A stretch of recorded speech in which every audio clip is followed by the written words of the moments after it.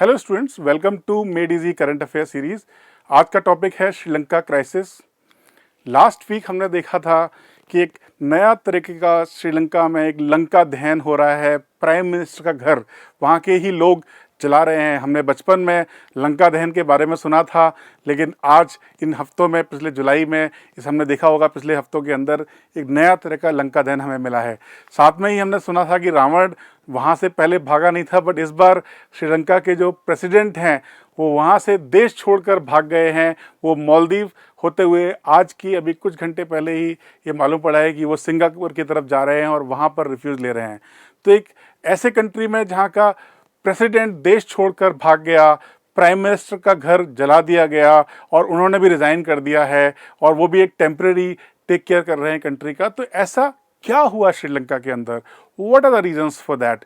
उनके बारे में हम आज चर्चा करेंगे। वी विल डिस्कस ब्रीफ में कि क्या रीजंस हुए हैं और किस तरीके से अब श्रीलंका उसके आगे निकल सकता है। बट उसके लिए उसका बैकग्राउंड जानना बहुत ज़रूरी है। तो अगर हम लेटेस्ट डेवलपमेंट की बात करें तो हमने देखा कि श्रीलंका एक बहुत ही डीप ट्रबल में चला गया है इकोनॉमी के अंदर।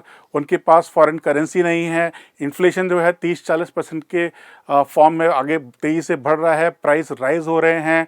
फूड का शॉर्टेज है, पेट्रोल का शॉर्टेज है उस देश के अंदर, बिजली नहीं है, लोग भूखे मर रहे हैं, उनके पास पैसे भी नहीं हैं, और जो पैसे हैं वो काफ़ी नहीं है खाना खाने के लिए। और देश is not in a position right now to import food, import fuel.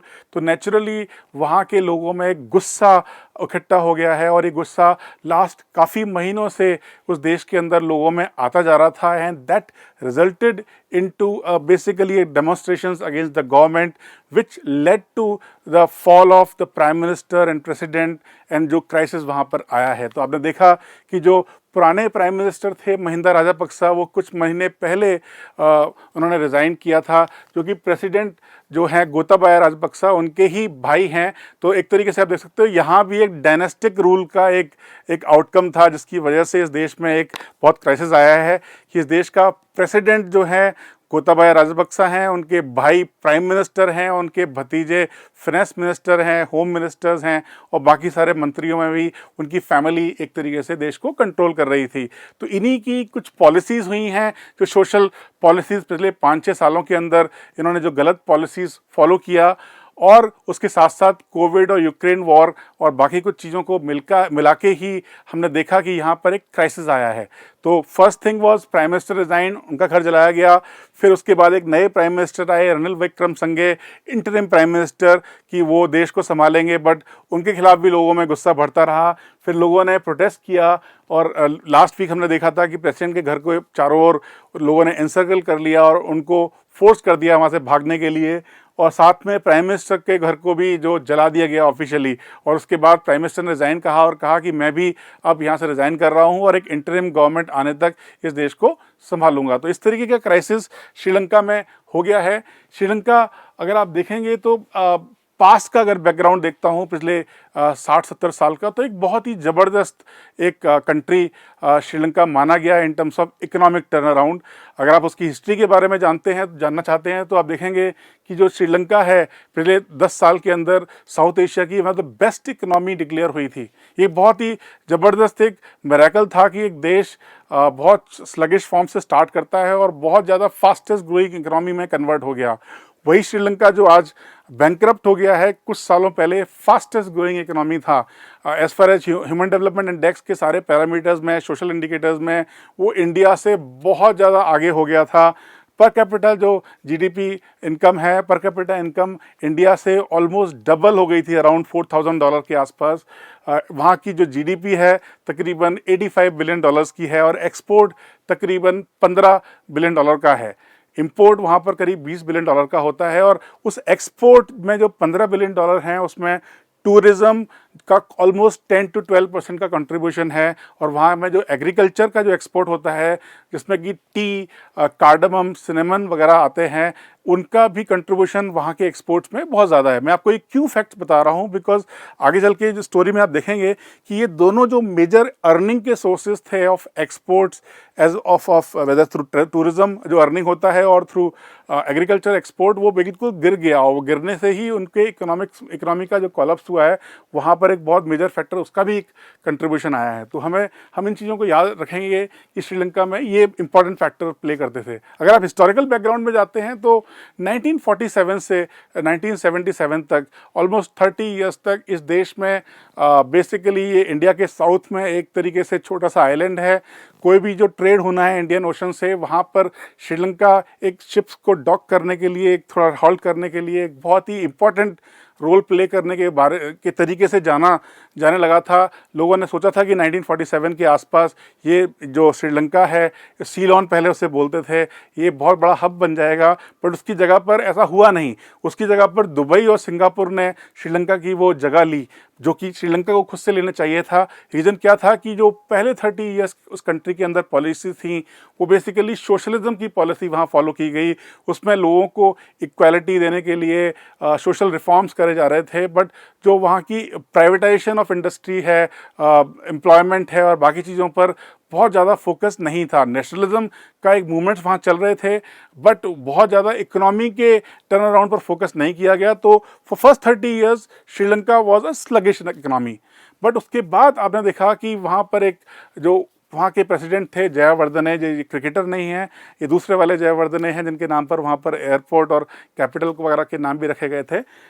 उन प्रेसिडेंट जयावर्धना के टाइम पर उन्होंने इस देश में, जैसे हमारे यहाँ पर 1991 में मनमोहन सिंह जी ने एक तरीके से देश में लाइसेंस राज को ख़त्म किया था, सेम वे 1977 में वहाँ के जो प्रेसिडेंट थे श्रीलंका के, उन्होंने वहाँ पर प्राइवेटाइजेशन लेके आए, लाइसेंस राज ख़त्म किया।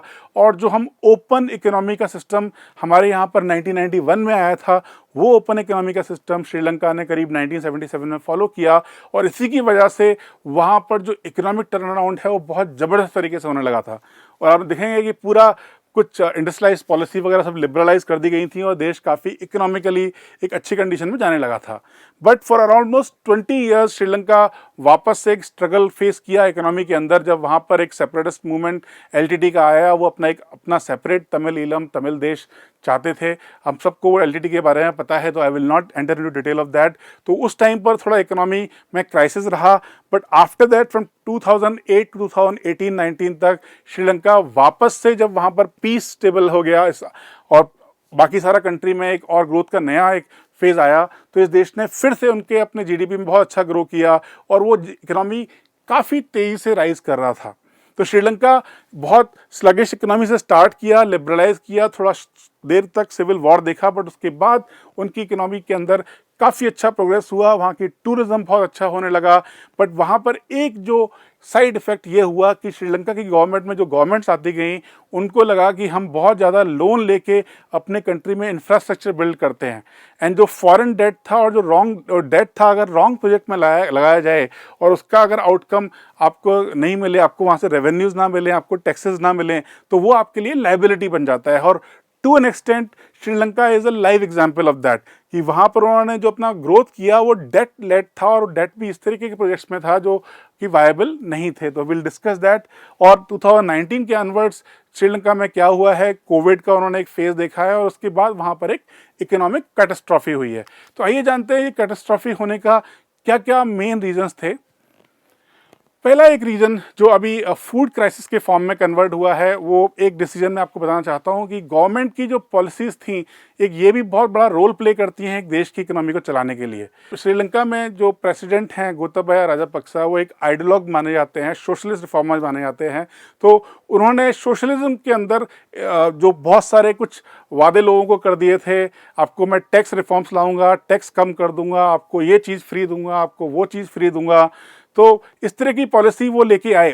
उसमें ही एक रैंडम पॉलिसी वो जो लेके आए, वो on paper it is really looking nice, कि उन्होंने क्या किया, ही अनाउंस्ड इन टू जुलाई 2021 कि मैं देश में अब 100% ऑर्गेनिक फार्मिंग करूंगा। और इस देश में जो पेपरों में हमें अच्छा लगता है कि ऑर्गेनिक फार्मिंग, सस्टेनेबल डेवलपमेंट, ये पेपर में बहुत अच्छे लगते हैं, बट इसके लिए एक बहुत स्ट्रॉन्ग प्लानिंग चाहिए, एक सिस्टमेटिक स्टेप्स चाहिए to execute those things over there in the country. But what he did was, he just took as a dictator, वो जैसे डिसीजन लेता है वैसे ही एक एडहॉक डिसीजन ही टुक कि आज से फर्टिलाइजर देश में बैन, पेस्टिसाइड देश में बैन।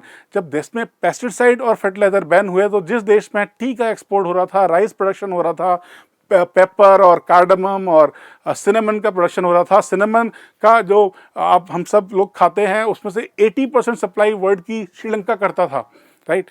टी का बहुत बड़ा एक्सपोर्टर श्रीलंका था।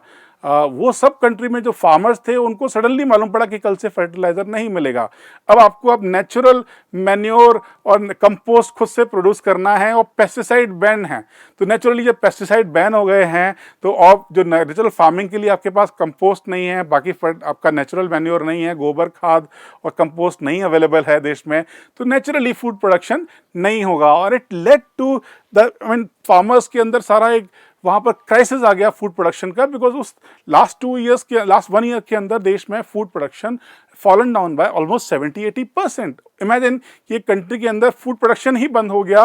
क्यों? बिकॉज एक ideologue president just took a random decision like तुगलकी फरमान की तरीके से कि आज से देश में जो फर्टिलाइजर है वो बैन है। ऐसा एक एग्जाम्पल हम लोगों ने चाइना में भी देखा है 30-40 साल पहले, जब वहाँ के माओ जेडोंग ने एक इम्प्लीमेंट कर दिया था कि मैं देश में जो सारे पेस्ट जो हैं उनको मार दो। वहाँ की जितनी बर्ड हैं जो फार्मर को उनके खाने को खाती हैं, तो स्पेशली स्पैरो को माओ ने ऑर्डर कर दिया था, वॉर कर दी थी अगेंस्ट स्पैरोज कि चाइना में सारी स्पैरोज मार दो। तो जब चाइना में सारी स्पैरोज मर गई तो वहाँ जो स्पैरोज पेस्ट खाती थी उन्होंने वो पेस्ट खाना बंद हो गया। वो पेस्ट ही इटसेल्फ वहाँ की जितनी फार्मिंग थी उसको डिस्ट्रॉय कर दिया। उस देश में 20-30 साल तक फूड का एक ड्रॉट, एक सारा का सारा अकाल वहाँ पर आया। करीब वहाँ पर 20 से 30 मिलियन, करीब 2 से 3 करोड़ लोगों की डेथ हंगर फॉर्म में हुई थी। एंड अल्टीमेटली जो माओ जेडोंग जो डिक्टेटर थे वहाँ के, एक तरीके से हीरो भी थे बट डिक्टेटर भी थे, ही टुक अ डिसीजन एंड उस देश को वो चीज़ फेस करना पड़ा। सेम चीज़ इस देश को, श्रीलंका को फेस करना पड़ा। अल्टीमेटली आपको अगर उसका बैकग्राउंड देता हूँ, चाइना को फाइनली उस स्पैरो की बात का जो उन्होंने डिसीजन लिया था रिवर्ट करना पड़ा और अपने देश में स्पैरोज को इंपोर्ट करना पड़ा। तो खाली एक प्रेसिडेंट को एक रात को सपना आता है कि कल से ऐसा होगा, ऐसा कोई अगर डिसीजन प्राइम मिनिस्टर या प्रेसिडेंट लेते हैं तो वो ज़रूरी नहीं है कि बेस्ट डिसीजन हो, right. It require any decision require a proper planning, proper execution. कोई रैंडम डिसीजन लेने से लाखों लोगों पर फर्क पड़ सकता है और ऐसा एग्जाम्पल हम देख सकते हैं श्रीलंका में हुआ। तो श्रीलंका में और इसके कारण क्या हुआ, जब फूड क्राइसिस वहाँ पर आया तो नेचुरली क्या हुआ कि गवर्नमेंट ने कंट्रोल लगाना शुरू किया कि भाई हम फूड इंपोर्ट करेंगे बट आपको इतना मिलेगा, ये मिलेगा। बट वहाँ पर एक तरीके से फूड होर्डिंग शुरू हुई। जब फूड होर्डिंग शुरू हुई साथ में वहाँ पर जब, तो नेचुरली क्या होगा, लोगों के खाने पीने का क्राइसिस आ गया। खाने पीने का क्राइसिस आएगा तो क्या होगा, लोग होर्डिंग करेंगे तो चीज़ों के रेट, सप्लाई ज़्यादा नहीं है तो रेट बढ़ेंगे। और इस तरीके से वहाँ पर एक इन्फ्लेशन का भी एक नया फेज़ आया जहाँ पर 20 से 30% ईयर ऑन ईयर इन्फ्लेशन जो रेट था वो स्टार्ट हुआ और अब काफ़ी ज़्यादा डबल ट्रिपल होने के रेट में भी पहुंच गया है। हो सकता है कि श्रीलंका में हाइपर इन्फ्लेशन का एनवायरनमेंट भी आ जाए। जस्ट फॉर योर इन्फॉर्मेशन, ऐसा similar crisis of hyperinflation century की बात करें तो मैं 3 जगह ही हुआ है। जर्मनी में वर्ल्ड वॉर 1 के बाद हुआ था और 2 और कंट्री जहाँ पर हाइपर इन्फ्लेशन आपने देखा है जिसकी वजह से पूरी इकोनॉमी तबाह हो गई, तो वो कंट्री थे Zimbabwe and Venezuela. Venezuela last 4-5 years पहले का सिनेरियो और जिम्बाब्वे करीब 15 साल पहले ऐसा हुआ था। और अब श्रीलंका, आई होप कि वो हाइपर इन्फ्लेशन में ना पहुंचे but they are heading towards that high inflation range. तो एक बहुत बड़ा क्राइसिस वहाँ पर ये है, प्राइस राइज बढ़ रहा है और देश में जो फॉरेन जो करेंसी रिजर्व, फॉरेक्स रिजर्व हैं जिसकी वजह से वो ऑयल को इंपोर्ट करते हैं और बाकी चीज़ों को इंपोर्ट करते हैं, वो एक भंडार जो नॉर्मली उनके पास 2019 में $10 बिलियन का था, वो 2022 में आते आते $1 बिलियन रह गया और करंट सिनेरियो के अंदर उनके पास सिर्फ $5 करोड़ पड़े हैं।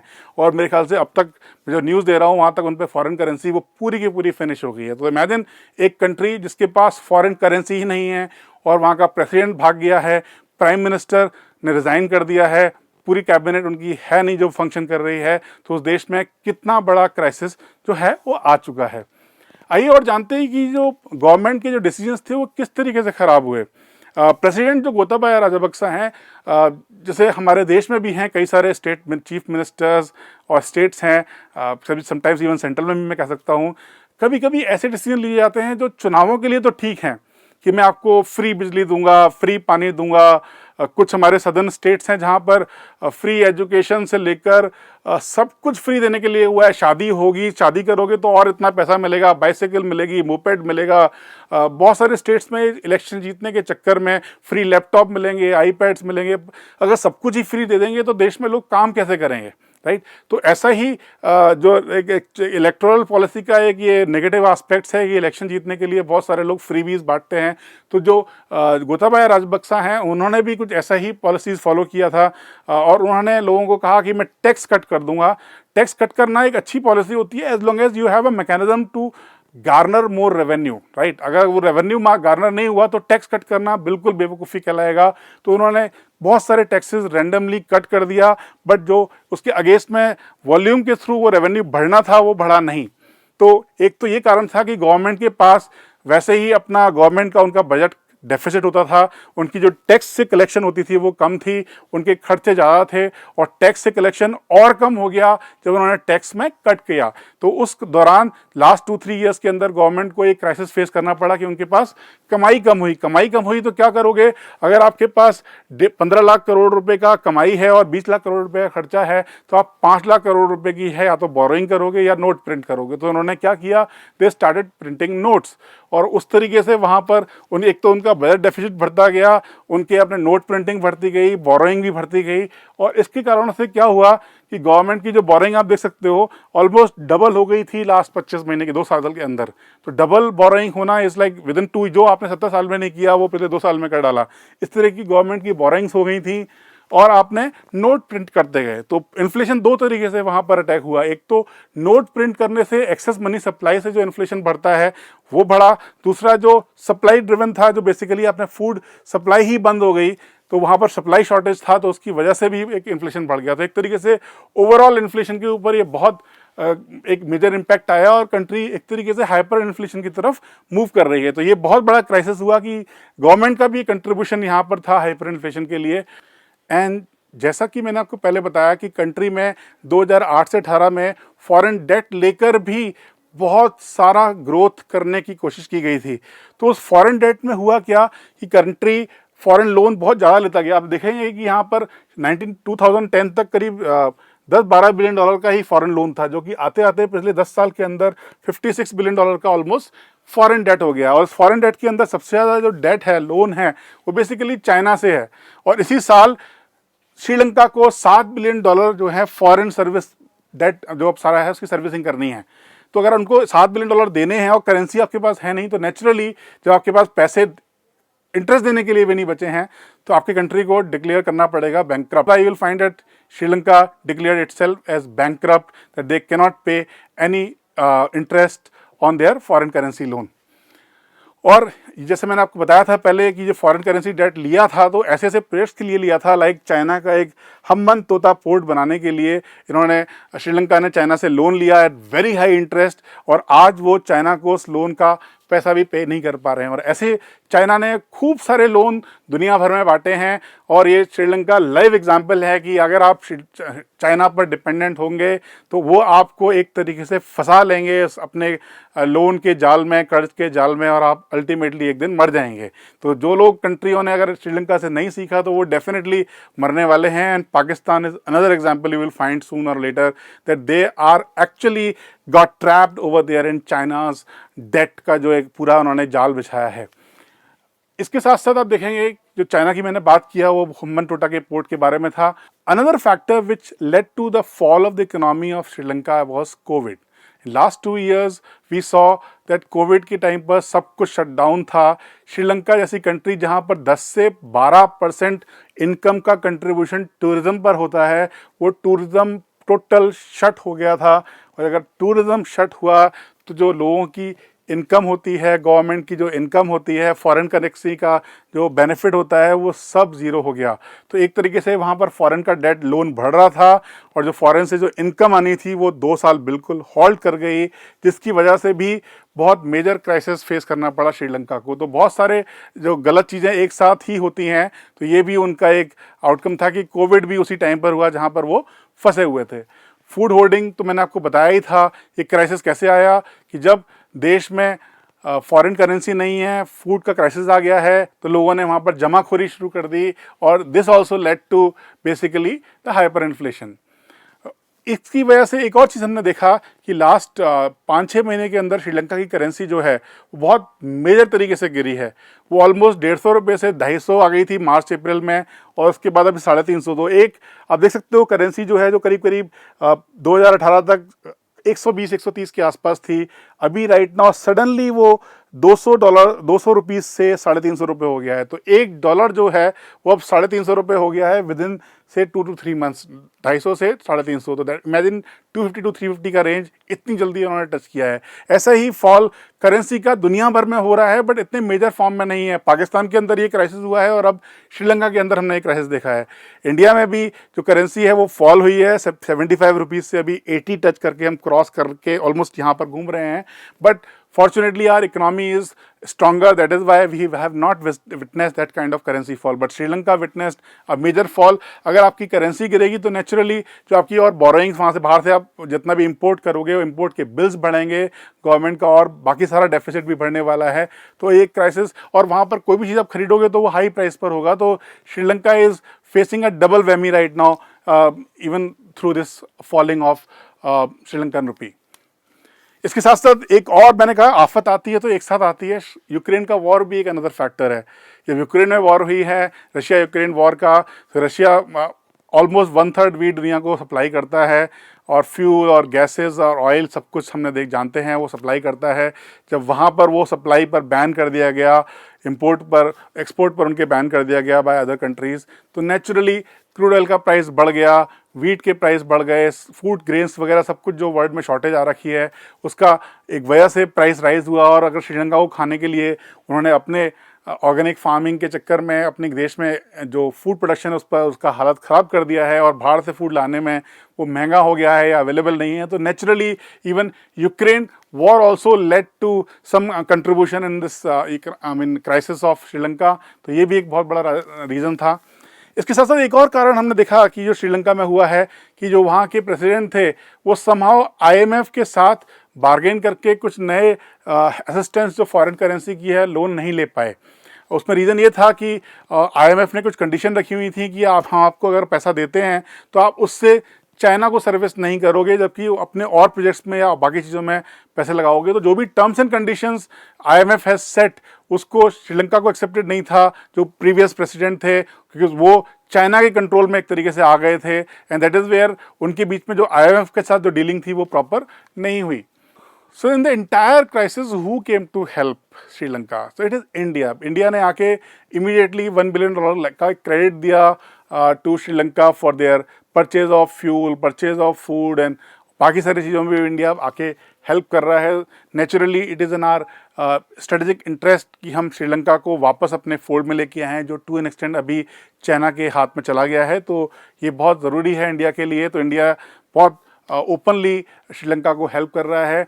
To an extend World Bank और G7 कंट्रीज़ ने भी श्रीलंका को हेल्प करने के लिए प्रॉमिस किया है, एंड श्रीलंका चाइना को भी कह रहा है कि अपने जो लोन उन्होंने लिया है उसको वो दोबारा से उस पर वर्क प्लान करें। IMF भी कुछ एग्री कर गया है कुछ कंडीशंस के साथ, एंड दैट इज़ वेयर जो वे फॉरवर्ड है वो है क्या। वे फॉरवर्ड एक तरीके से श्रीलंका में यही है कि वहाँ पर एक कोई नेशनल गवर्नमेंट फॉर्म हो जो कि सोशलिस्ट रिफॉर्म्स जो पॉलिसीज़ लाई थी उनको हटाए, एक प्रॉपर पॉलिसीज़ जहाँ पर टैक्स कलेक्शंस हों, सब कुछ चीज़ें एट कॉस्ट हों, कोई भी वहाँ फ्रीबीज ना बांटी जाए चुनावों के लड़ने के लिए। अगर कोई ऐसी गवर्नमेंट आती है जो वहाँ कंट्री में वापस से कंट्री में वही पॉलिसीज रिस्टोर करती है जो किसी भी एक कंट्री के अंदर नॉर्मल रूल्स के हिसाब से चलता है, तो naturally I am sure that Sri Lanka can come back to track very soon, because ये कोविड ख़त्म होता जा रहा है। तो नेचुरली वहाँ पर जो टूरिज़्म है डेफिनेटली बढ़ेगा।